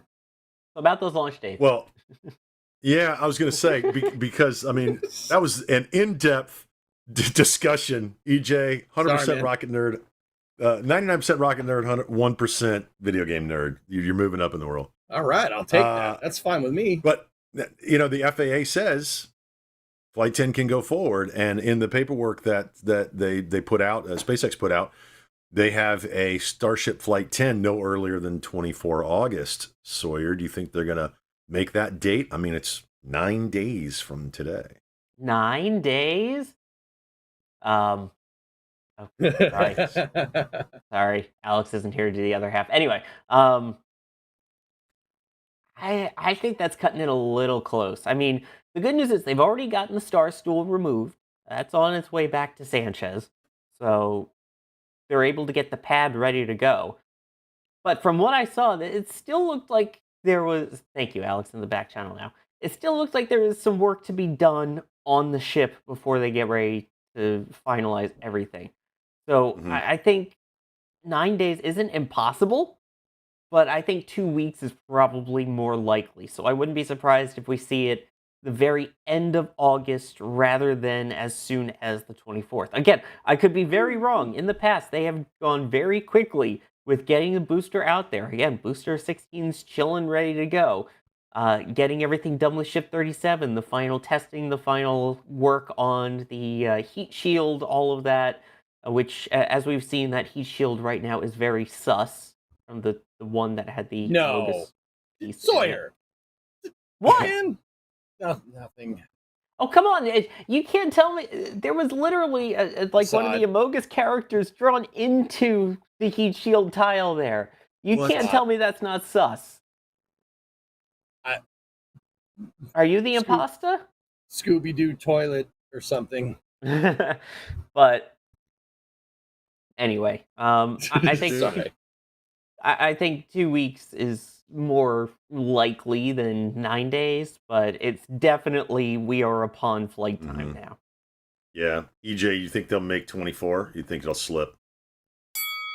Oh. I mean, there's nothing saying that they can't make it right now. I mean, they did spin prime 37 a little earlier this week, right? And so that kind of has quote unquote a clean bill of health. But I mean, look at these pictures, guys. They still got a little ways to go with ship processing there. I mean, no doubt, it's probably already finished, dude. But I think it could make it. Yeah. From experience, you and I have waited a week. They're like, oh, we're going to go no earlier than this date. And EJ and I are ready to go, man. We're in Boca Chica. We're ready to rock and roll. The whole team's ready. We're doing stakeouts. And it's like, we're going to shift a couple of days. Then we do it all again. And we shift a couple of days and we do it all again. We did like 6 days of stakeouts and stuff. We were like, what's going on? Yeah. And then we finally did the thing and we were all exhausted because it felt like it was, a month's worth of work. So, it's a no earlier than date. It's not a T0. So let's just take it for what it's worth. SpaceX is going to launch when SpaceX is ready to launch. The FAA says they can go. Now it's just a matter of getting the tech right and the sus heat shield. And flight profile, Sawyer, this is basically like Flight 9, right? Yeah, pretty much proof of concept here. The big thing from what we've seen, and I know people are going to be really sad about it, is that it seems like they are not going to go for the catch again, which I kind of get. I mean, we're trying to get rid of all the rest of the Block 1 hardware, move on to Block 2, which is coming up. But I think what's most critical right now is if they want to get Flight 11 in super quickly and get the turnaround fast, you still have Massey's out of commission for testing. The sooner that you can get back to putting the Star Stool in and getting Ship 38 on there and doing your testing you need for that, the better. If there is some damage, if something goes wrong with the catch and you damage that pad, you can't do testing at Massey's right now. I think the infrastructure for Pad 1 is so critical that it would be dumb to go for the catch as much as I really want them to. Yeah, I mean, we've seen the catch. Okay, we've seen a couple of them. I think more importantly is testing the booster, maybe some relights of the landing profile. I mean, who knows what they're going to do? They're talking about doing some multiple landing burns now rather than what they did in the past, where it's bring it in, do all of the center engines plus the ring and then shut down to 3. Now they're talking about doing multiples. What does it say there, EJ? First stage separation, flip and control direction. Like, we've seen them do that, which is cool, right? But would you think multiple burns would be good? They probably will just repeat Flight 9 on this with a single burn. I don't know. Maybe it's the exact same thing. Maybe they can open the payload door and send a dumb link into space, maybe. Dial team in shambles right now. Yeah. I would rather see that Which, by the way, than a ship catch. They did blame that pressure issue of the pressure going into the header area, the nose cone area, for not being able to open the payload bay door. Because we did hear on stream that they were having issues with the payload bay door opens. Apparently that had to do with the pressurization shift.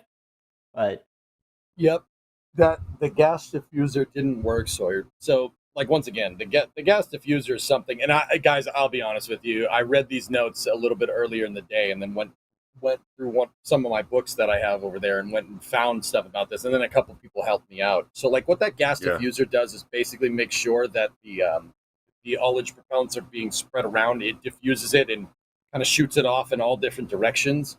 Kind of looks like a cheese grater almost, but cylindric, I guess, if you really want to look at it. It just makes sure the gas, you don't want the gas hitting down, hitting the top, like the proverbial top of the swimming pool, so to speak, of propellants. It's designed to diffuse the gas all in different directions. And it was leaking, Sawyer, so it did pressurize the payload bay. That was all those snowflakes that were floating around inside of the payload bay on Flight 9. That's what that was. That was leaks doing that. Yeah. Yeah. I mean, again, going back to the testing that they're going to be doing, I want to see the ship get up to its trajectory. I want to see it do a controlled reentry. If they do, and I think they're going to follow the exact same plan as Flight 9, they'll do they'll do multiple tests on the booster as it's coming back. But again, one burn. Why would they do multiple? I don't know. But, one burn. But they're going to do loading tests. And we don't know all the tests that they do. It's all about getting data. These are still test flights. Yep. Again, for me, I kind of want to see a dumb link sent into space. I've seen a ship reentry. Cool. We've seen the ship land in the Indian Ocean. Let's see that again.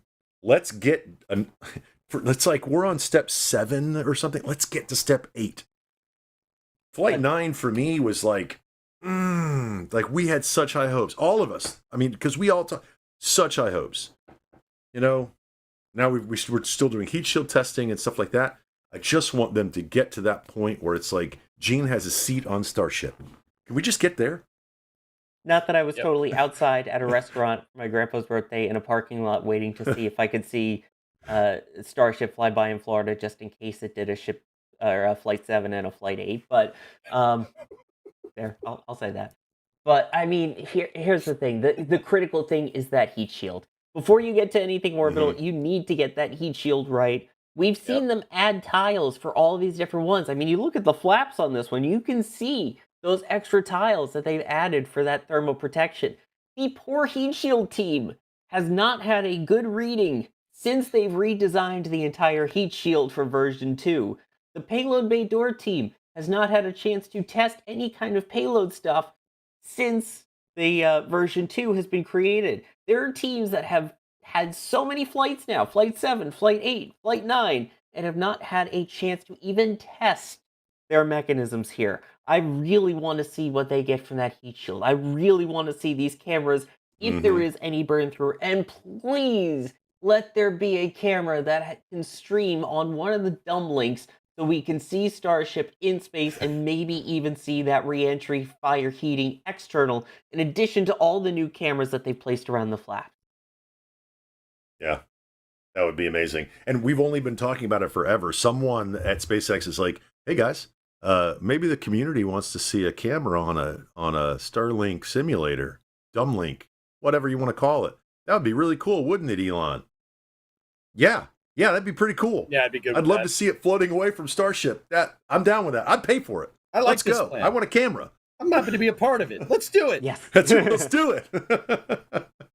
But you're right, Sawyer. The heat shield. It's got to be that reliable piece. That's the point of failure, right? And it's got to be right every time they do it. And no matter how much we want to see everything that's going on, landing it, bringing the booster back. Let's do it without it, as EJ said earlier, deleting itself before it hits the water. Yep. I want to see it. I want to see a catch just as everybody else. But if they're going to do some testing and land it in the water, cool. Right? Let's. I want to see a ship get to space without gas venting from one of the welds. Can we get there? That'd be cool. Or a hot spot in the engine bay. We can talk about all the things we saw in Flight 9. They're seeing the same stuff, and they're the ones that have to mitigate that stuff. We just get to talk about it. I know, EJ, when you and I came off the roof, I think it was, I don't remember what flight it was, but I looked at we have a big screen in the studio, and I looked at it, and you could see the Earth slowly rotating. You're like, that's not supposed to be doing that. That was 8. It's supposed to be stable. It was 8. Yeah, was it 8? Yeah. And I was just like, oh, come on. Because, we talk it up and we want to see successful missions, but we know that this is data. They're getting data every single time, whether it's a weld, whether it's a hotspot in the engine bay, whether it's the stupid door not opening. Come on. And the payload bay door guys are like, we're doing the best we can. They give us this cool shot inside the payload bay, and we see all the, all the mechanisms and the tech in there, and the door won't open. And it's like, okay, data. Let's fix it. Gene, do the next one. The haters will say I'm coping here, but you could argue that SpaceX has had a bunch of failures. They'd have a bunch of failures. Oh, they're screwed. They're done for. Starship, it needs to fix them. Guys, every failure, they just get stronger. With every failure, we only get stronger. You know, like this is iterative prototyping, and it's all up, like almost all up iterative prototyping. Stuff blows up. It's going to happen. But, you know, like Gene was saying, with every failure, they're going to learn more and they're going to get better. And, you know, Gene, you're right. They'll get to the point where they get a full successful test flight. And I think that moment is rapidly approaching. And when it does, man, as Sawyer was saying, it's going to be glorious. Yes, I love the re-entry absolutely. footage, dudes. I don't know about you guys. The re-entry footage just does it for me. You cannot test that down here. You cannot test re-entry. Like, that is not a thing. And seeing it streamed like live, I need to see that again. Yeah. You guys are right.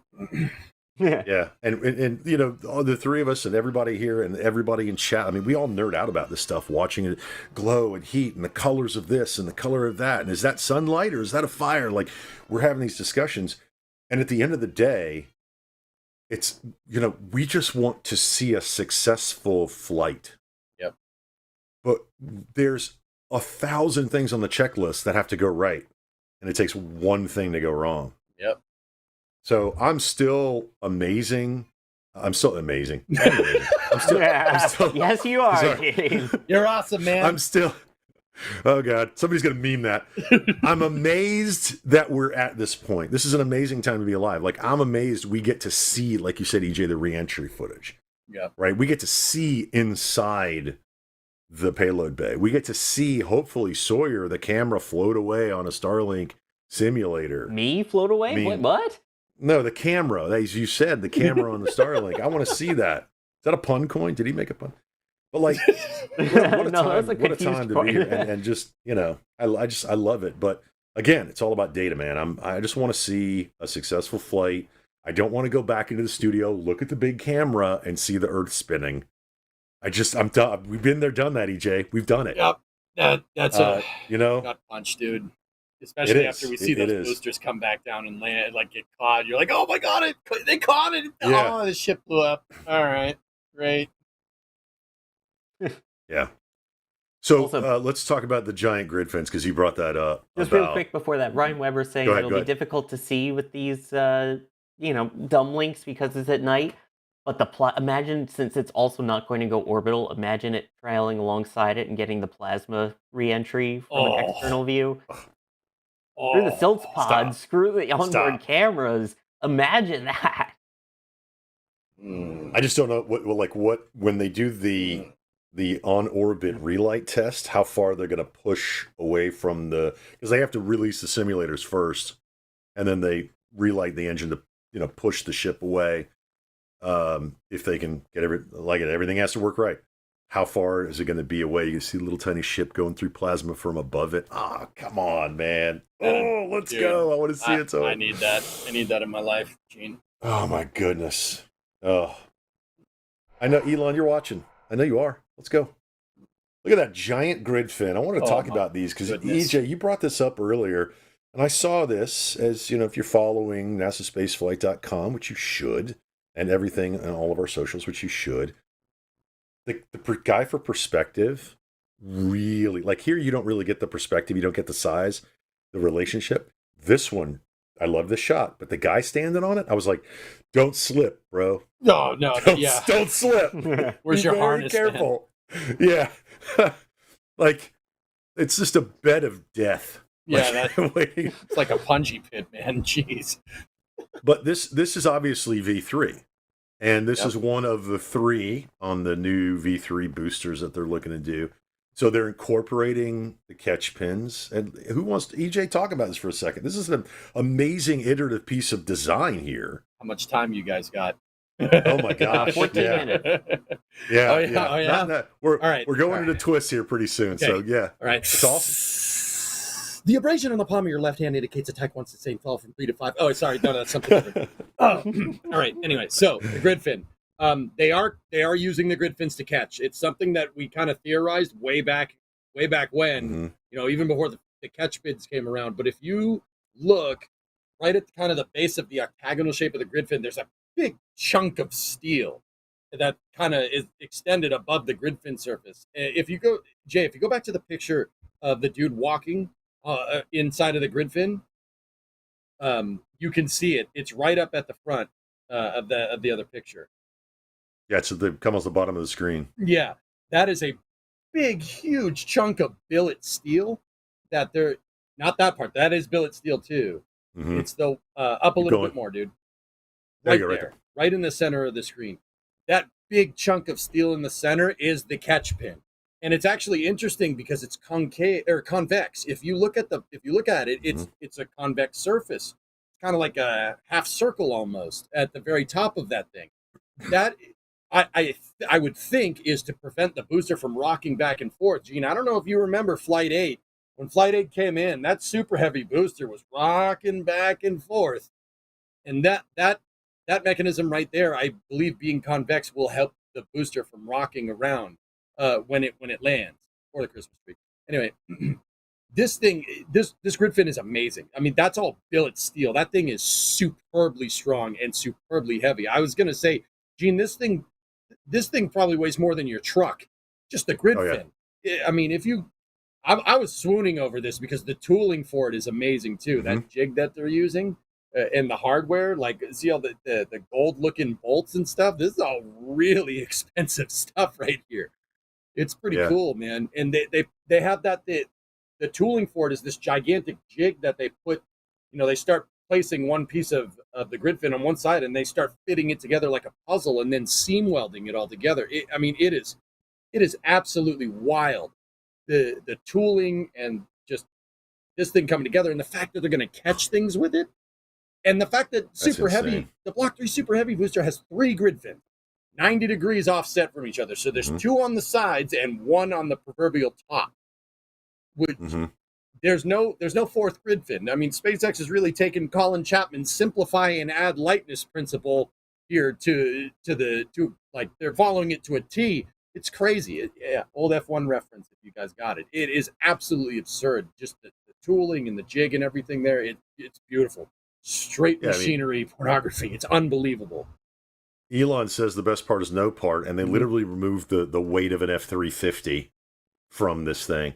My favorite part is when you look at the pictures of the guy standing on it and it being on the tooling, Sawyer, the thickness of that catch pin. If you look at all the other, the other parts where the points are, the aerodynamic points and those things. It's super thin. I mean, granted, from this perspective, it's probably inch thick. I'm just guessing. I have no idea. But then you look at that compared to the catch pin, that sucker is like, look at how thick that is. Look at all the tooling around it, right? All the other pieces. Now, the hardware, of course, where the rotation mechanism goes through and all that, the bearings. But look at the actual grid fin itself. I'm sitting and pointing at my screen. You can see me pointing at my own screen. That's television 101. You can actually see, look how thick that thing is. As EJ was saying, that thing is what, 4, 5, 6, maybe 10 times thicker than the actual steel of the grid fin. It's amazing. I mean, here's the thing, when you think about it, the ones for the version 1 boosters, basically, you're talking something that they can catch as a test once, maybe twice.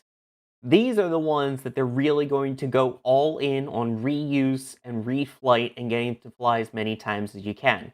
If you don't have to replace a catch pin or a catch mechanism every time you fly, that saves you turnaround time. I'm sure things they've learned with Falcon 9 and landing. So if you make it that thick and that beefy, that even if a little bit of that metal scrapes away every time it hits the catch tower, it's still going to last a while, and that allows better reusability, quicker turnaround times, and sure, you may add a couple pounds there, but losing the weight of an entire grid fin, I think that's brilliant and a great way to get that turnaround time quickly. And thank you, SpaceX, for not having the little Nemo grid fin. My OCD is very happy that you have 3 of the same size. It's not symmetrical. It does hurt. It's like a T shape. I'll get over it. Wow. Get over it. Rather than 3 one size and another a small one. I mean, whatever the aerodynamics says, the physics will tell you whether they have a little Nemo fin or not. But look at that. As it comes through the atmosphere, oh God, it's just, again, we talk about the aesthetics of it, how beautiful these are. This is art to me. This is rocket art when you really think about it.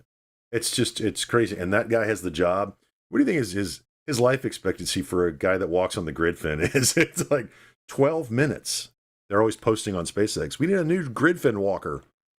It's not so much that, it's their ability to then have children in the future. But anyway, continuing along.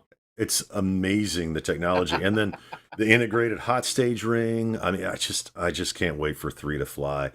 Dual fuel inlets, quick disconnects.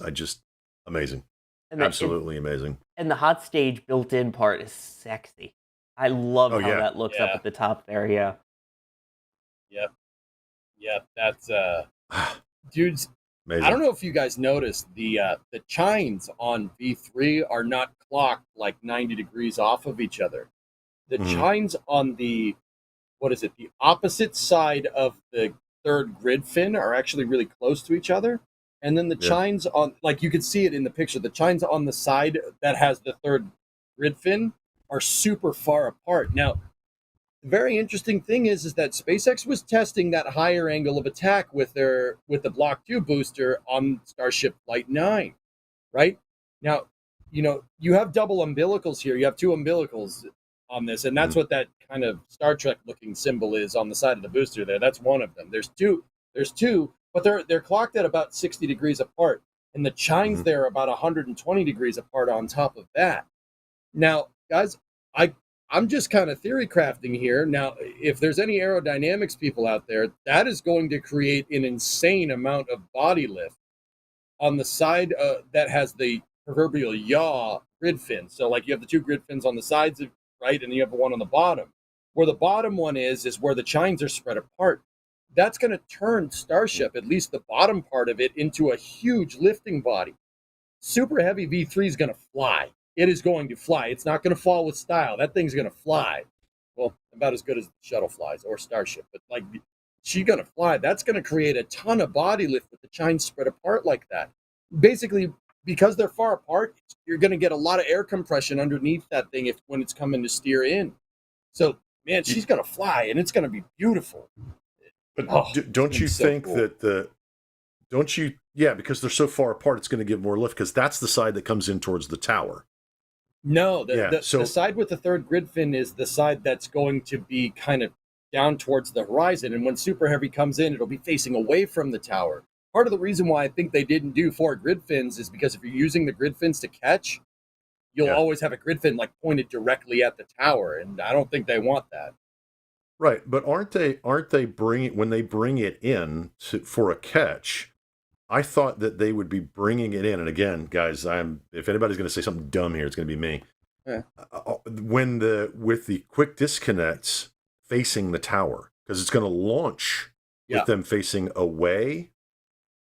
Almost at it's not dead on, because if you look at pad 2, right, the quick disconnects are on the opposite side. So when it comes back in, or is it coming back in the exact same way, and then they put it down? That would make sense. Yeah. Now they think about it. Yeah, you want to line up the umbilicals on the way up and the way down. So you're right. So the ones with the close chines are going to be facing the tower. Facing the tower. Yeah. Yep. Yeah. Crazy. It's crazy. And we're going to be here to see it. Yeah. Yeah, man. I'm pumped. It's going to be fantastic. Yeah, it's just I can't wait. I know. Sawyer's like, I can't wait either. Yeah. And I know we just have a couple minutes left. This week of Spaceflight's coming up in just over 4 minutes, but I did want to talk just briefly. This was not anything we were going to talk about, but we are talking Starship. We've got a date for Flight 10. They've got everything ready to go.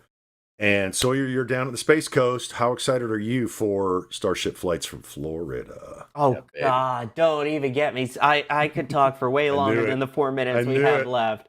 The excitement is absolutely real to see.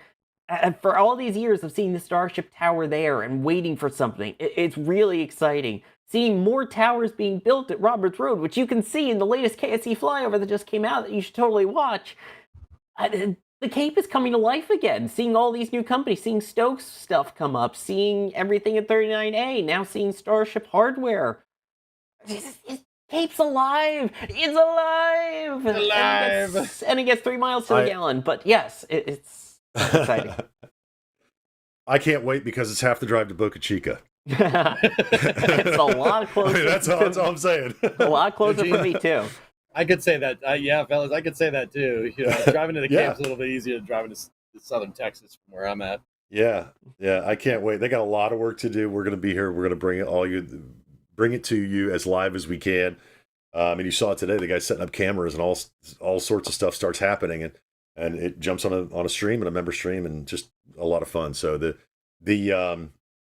it's going to be a long road, Sawyer, to Roberts Road being done with the Gigabay there, and we've got the Gigabay and it's only about Spoken, a mile. Boca Chica. I mean, it's not a long road. Did you just pun, Gene? I mean, I did. I tried. I failed miserably, but it's okay. That's why I came with the pun back.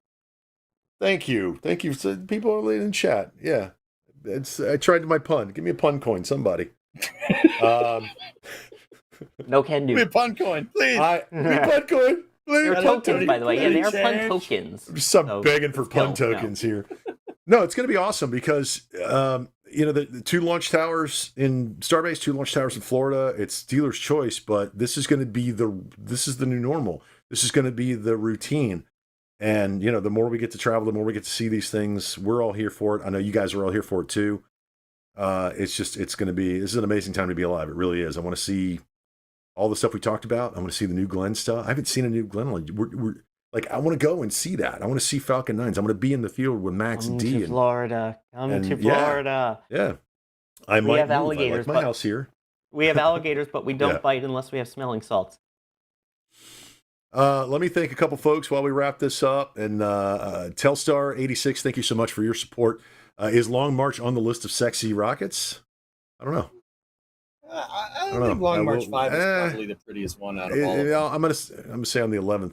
I'd rather be flying an X-Wing. Thank you for that support. Since Chinese iSpace is copying Falcon 9, but with only one side of the booster slightly chubby. I don't think so. Stubby? You can't call it a Falcon 9 chubby. No. And then Drew, SpaceX suppliers are working with that, guys. 17,000 pressure. Yeah, the COPV discussion was really interesting. I got a lot of that. So, that was a fun discussion about the COPV and dropping it on its head and so on. And if you missed it, go back and watch it on YouTube. Go and check it out on X and everywhere else. Yeah, guys, thank you so much for being here. Everybody who joined us today, thank you for being part of the family. It was a lot of fun. All of our members, salute. Thank you for being part of NSF. Launch directors, flight engineers, all of our members. Look at your names there. Find your names, guys. Now, Gene, you got to say everybody's name 3 times fast. Go. Come on. We got 30 I have seconds. 30 seconds. Do it. Do it. No, I'm not Jack. Jack is the master of speed reading. I'm not doing it. Thank you guys for being here. Sawyer, thank you very much for being on this Flame Trench today. Oh, always a pleasure. Love when things get spicy on a Friday. Oh, yeah. Ding, ding. EJ, good to see you again, my friend. Yeah, good to see you. Thank you for having me. Guys, I know being on here is a privilege, and I try to bring my A game when I'm on here. So thank you, everybody, for watching. Do appreciate it. Gene, thank you for hosting. Oh, man, it was a lot of fun. I know Jack's on the road. Anytime I can be here, I always love doing it. Jay, thank you for pressing all the buttons in the control room. Ryan and Alex and Ryan again in the back channel talking to us, telling me when I say something stupid. Guys, thank you so much for joining me. It's such a pleasure to do Flame Trench with you. This week of Spaceflight is coming up in just a second. Don't go anywhere. You're going to get your weeks full of space and rocket news right here on NSF. For everybody at NSF, I'm Gene Rowley. Remember, dream big and keep your eyes on the stars. And here we go. We